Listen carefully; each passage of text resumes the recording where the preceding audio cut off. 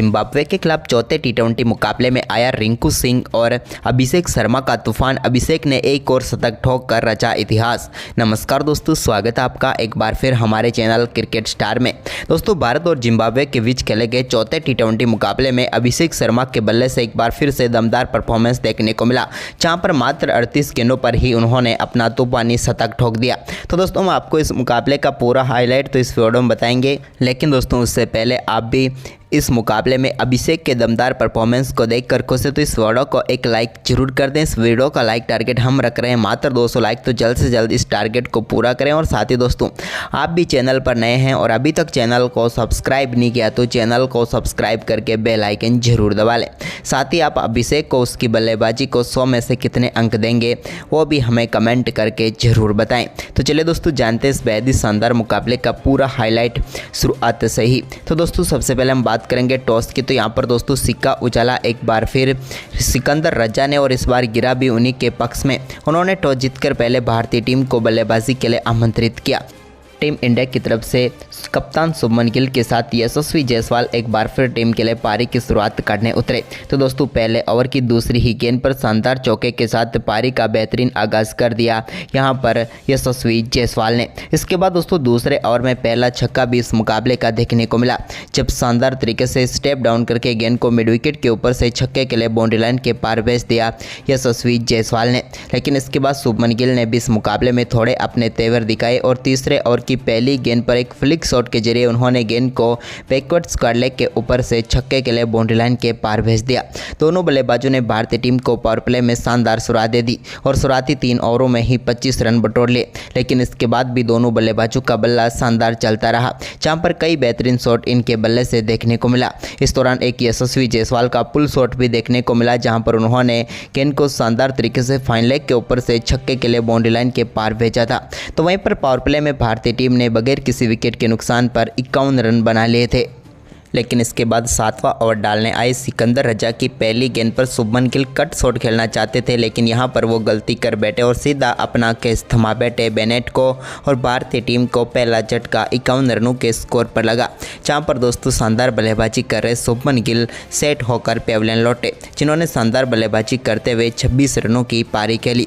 लेकिन इसके बाद यहां पर अच्छी तरीके से नए बल्लेबाज अभिषेक शर्मा ने आते ही पहली गेंद पर बड़े शॉट के साथ अपनी पारी का आगाज किया, जहां पर थोड़ी सी शॉर्ट गेंद पर उन्होंने गेंद को सीधे छक्के के लिए बाउंड्री लाइन के पार भेजकर अपने इरादे जाहिर कर दिए। लेकिन इसी बीच दोस्तों भारतीय टीम को 8वें ओवर में एक और झटका यशस्वी के रूप में लगा, जब यशस्वी भी बड़ा शॉट खेलना चाहते थे पीछे की तरफ, लेकिन गेंद उनके बल्ले के टॉप एज पर लगी और वहीं पर खड़ी हो गई और विकेट कीपर ने शानदार कैच पकड़ा और यशस्वी की पारी भी समाप्त हुई, जहां पर उन्होंने 23 रनों की पारी खेली।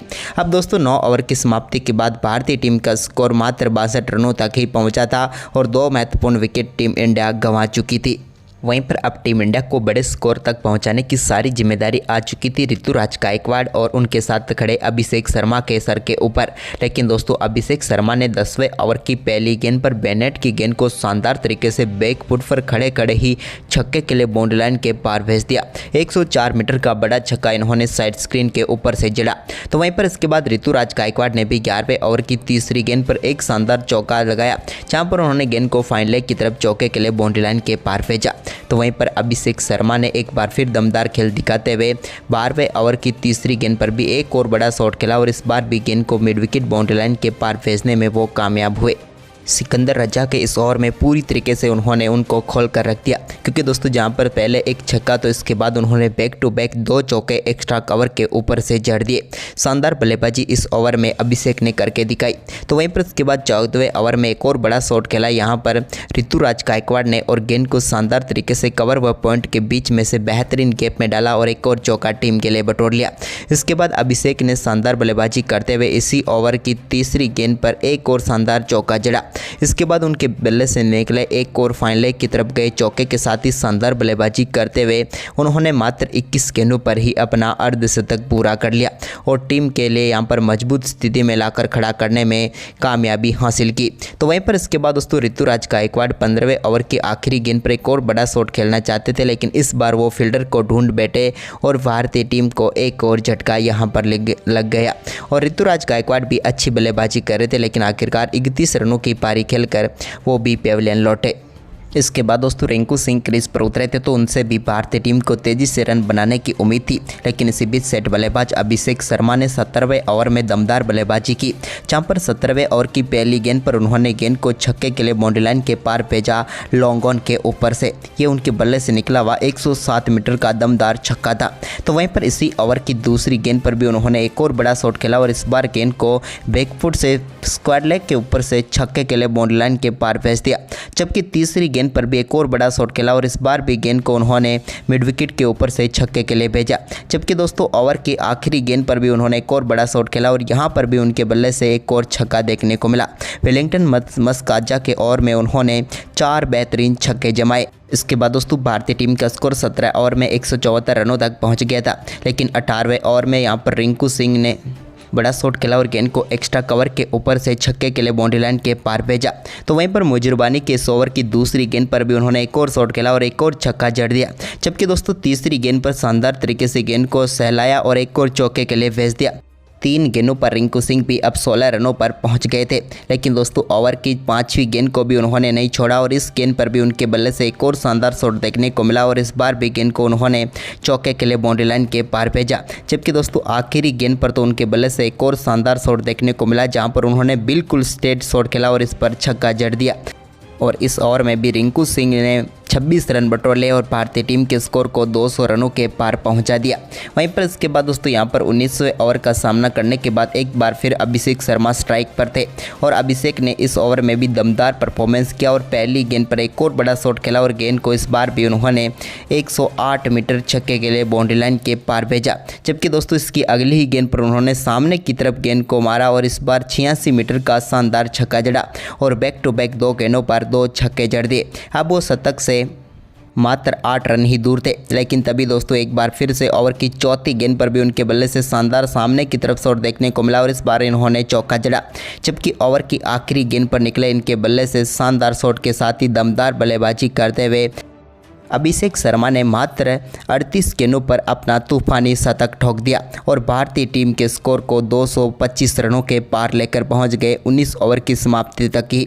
आखिरी 3 ओवरों में इन दोनों बल्लेबाजों ने शानदार परफॉर्मेंस करते हुए 75 रन बटोर लिए और भारतीय टीम को बड़े स्कोर की तरफ अग्रसर कर दिया। लेकिन असली तूफान तो यहां पर देखने को मिला अभिषेक शर्मा के बल्ले से, जहां पर उन्होंने एक और शानदार शतक ठोक कर दिखा दिया। इसके बाद दोस्तों आखिरी ओवर की पहली गेंद पर एक और मुजरबानी की गेंद को छक्के के लिए बाउंड्री लाइन के पार भेजने में कामयाब हुए रिंकू सिंह। जबकि दोस्तों ओवर की दूसरी गेंद पर भी उन्होंने बड़ा शॉट खेला और गेंद को चौके के लिए बाउंड्री लाइन के पार भेज दिया।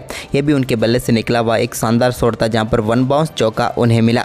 लेकिन इसके बाद उन्होंने तीसरी गेंद पर स्ट्राइक अभिषेक को सौंप दी। अभिषेक ने भी ओवर की 5वीं गेंद पर भी एक और बड़ा शॉट खेला और इसको भी उन्होंने छक्के के लिए बाउंड्री लाइन के पार भेज दिया और यहाँ पर शानदार परफॉर्मेंस करते हुए आखिरी ओवर में भी दोनों बल्लेबाजों ने मिलकर 18 रन बटोरे, जिसके चलते भारतीय टीम का स्कोर 242 रनों तक पहुँच गया और 243 रनों का विशाल लक्ष्य जिम्बाब्वे की टीम के सामने रखा भारतीय टीम ने। वहीं पर दोस्तों इस लक्ष्य का पीछा करने उतरी जिम्बाब्वे की टीम के हालात एक बार फिर वैसे ही रहे। हालांकि इस मुकाबले में उनको बेनेट ने एक बार फिर से शानदार शुरुआत दिला दी। इस मुकाबले में उन्होंने ताबड़तोड़ बल्लेबाजी करते हुए शुरुआती 3 ओवर में ही 4 छक्कों की बदौलत टीम के स्कोर को 45 रनों तक पहुंचा दिया और शानदार शुरुआत यहां पर कर दी जिम्बाब्वे की टीम के लिए। लेकिन इसके बाद इनके अलावा कोई भी बल्लेबाज एक बार फिर से उतना टिक नहीं पाया, क्योंकि इनके आउट होने के बाद तो पूरी तरीके से एक बार फिर से बिखरती हुई नजर आई जिम्बाब्वे की टीम। भारतीय टीम की तरफ से अवैस खान ने टीम इंडिया को पहली सफलता दिलाई, जहां पर उन्होंने ओपनिंग करने आए बेनेट को बोल्ड करके पेविलियन भेजा। तो वहीं पर इसके बाद दोस्तों कप्तान सिकंदर रजा से इस टीम को काफ़ी ज़्यादा उम्मीदें थी, लेकिन सिकंदर रजा भी उस प्रकार का दम इस मुकाबले में भी नहीं दिखा पाए और वो भी 22 रनों की पारी खेलकर पेविलियन लौट गए। इसके बाद तो कोई भी बल्लेबाज उतनी ज़्यादा देर तक टिक नहीं पाया और 100 रनों तक पहुँचते पहुँचते आधी टीम पेविलियन लौट गई जिम्बाब्वे की। लेकिन इसके बाद फिर से एक बार मायर्स ने शानदार परफॉर्मेंस करके दिखाया। एक छोर उन्होंने संभाले रखा, जिसके चलते टीम का स्कोर थोड़े सम्मानजनक स्कोर तक पहुंचाने में वो कामयाब हुए। उनके द्वारा शानदार बल्लेबाजी देखने को मिली, जहां पर उन्होंने खेली हुई अपनी 36 गेंदों पर 53 रनों की शानदार पारी खेली, जिसके चलते यहां पर सम्मानजनक स्कोर तक पहुंच पाई जिम्बाब्वे की टीम और निर्धारित 20 ओवर में 8 विकेट के नुकसान पर 156 रन बनाए जिम्बाब्वे ने। लेकिन आखिरकार इस मुकाबले में भी टीम इंडिया को ही जीत मिली। तो दोस्तों आप भारतीय टीम के शानदार परफॉर्मेंस को 100 में में से कितने अंक देंगे हमें कमेंट में ज़रूर बताएं और इस वीडियो को अपने दोस्तों के साथ ज़्यादा से ज़्यादा शेयर जरूर करें। धन्यवाद दोस्तों।